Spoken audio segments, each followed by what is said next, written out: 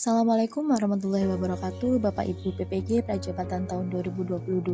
Perkenalkan, saya Novi Dwi Arianti dari Prodi PGSD Unikama akan mempresentasikan tentang instrumen observasi, perkembangan, dan karakteristik peserta didik. Selamat menyaksikan. Pada instrumen kali ini, saya akan membahas tentang perkembangan fisiologi peserta didik yang terdiri atas perkembangan fisik dan perkembangan motorik, kemudian perkembangan psikologis yang terdiri atas perkembangan kognitif, sosio-emosional, perkembangan bahasa, dan perkembangan moral, serta yang terakhir adalah karakteristik peserta didik yang terdiri atas minat peserta didik, gaya belajar peserta didik, dan motivasi belajar peserta didik. Dalam lembar observasi yang saya susun, saya mencantumkan petunjuk pengisian lembar observasi, kemudian identitas peserta didik yang terdiri atas nama siswa, hari atau tanggal pelaksanaan observasi, serta usia dan kelas peserta didik yang akan diobservasi. Pada lembar observasi yang pertama mengenai perkembangan fisik, aspek yang akan saya amati yaitu penglihatan, pendengaran, dan anggota gerak. Selanjutnya, untuk yang kedua adalah perkembangan motorik. Pada perkembangan motorik, aspek yang akan saya amati meliputi berjalan maju dan mundur pada garis lurus. Indikator yang kedua adalah berdiri di atas satu kaki dengan seimbang. Indikator yang ketiga, peserta didik dapat melompat tanpa terjatuh. Indikator yang keempat yaitu peserta didik mampu mengikat tali sepatu dengan benar. Dan indikator yang kelima adalah memotong kertas dengan rapi.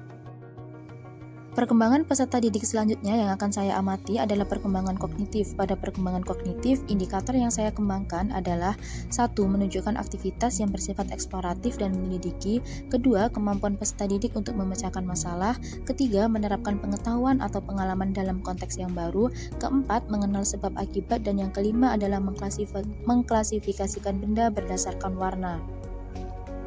Untuk selanjutnya adalah perkembangan peserta didik pada aspek sosio-emosional. Indikator yang saya kembangkan, 1. Peserta didik mampu menunjukkan sikap percaya diri. Yang kedua, peserta didik mampu menunjukkan sikap kedisiplinan dan menaati peraturan.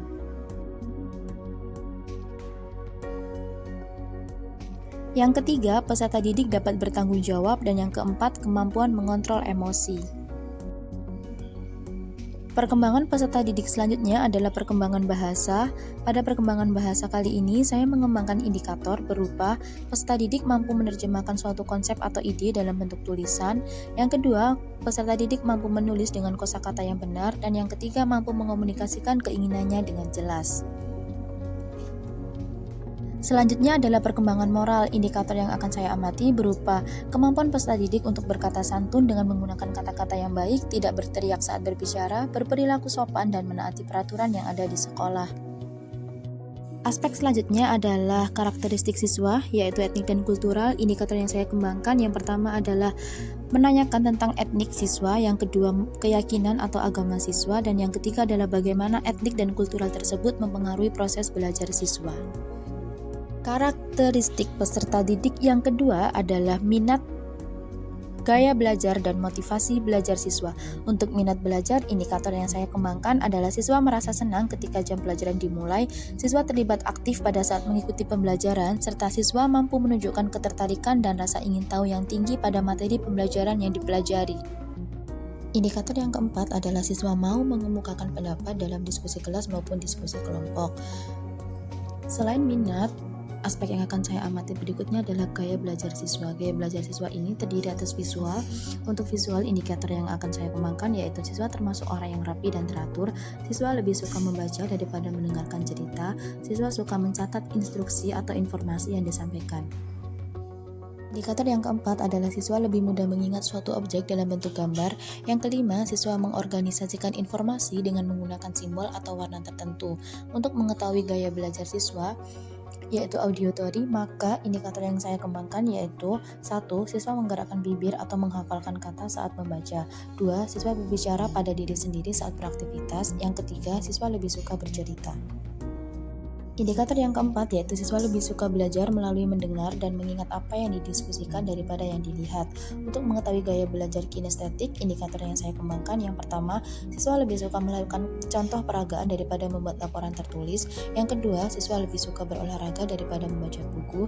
Yang ketiga, siswa sulit duduk diam dalam waktu yang lama. Indikator yang keempat yaitu siswa banyak menggunakan isyarat tubuh berupa gerakan tangan ketika berkomunikasi dengan orang lain.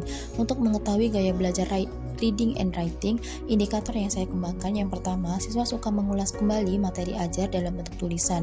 Yang kedua, siswa senang membaca buku. Yang ketiga, siswa lebih mudah mengingat informasi melalui tulisan daripada grafik. Yang keempat, siswa menyukai suasana yang tenang saat belajar. Pada aspek karakteristik siswa berikutnya yaitu tentang motivasi belajar siswa, indikator yang saya kembangkan yang pertama, siswa berani mencoba dan percaya diri saat mengikuti pembelajaran. Yang kedua, siswa tidak putus asa ketika mengalami kesulitan. Yang ketiga, siswa aktif bertanya jika belum memahami suatu materi. Yang keempat, siswa mau menerima saran atau arahan dari guru jika memang jawaban atau tindakan yang dilakukan kurang tepat. Sekian presentasi dari saya. Terima kasih. Wassalamualaikum warahmatullahi wabarakatuh.